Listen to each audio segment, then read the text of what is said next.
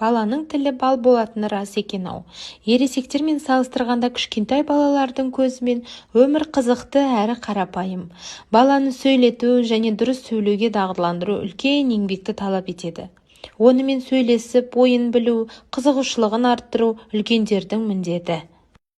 Сәлем достар, менің атым Азалия. Менің атым Настя.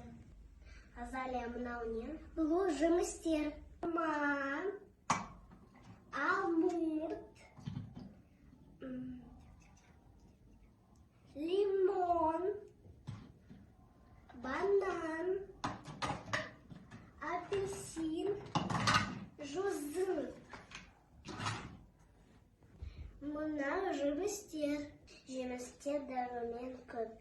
Сау бол достар.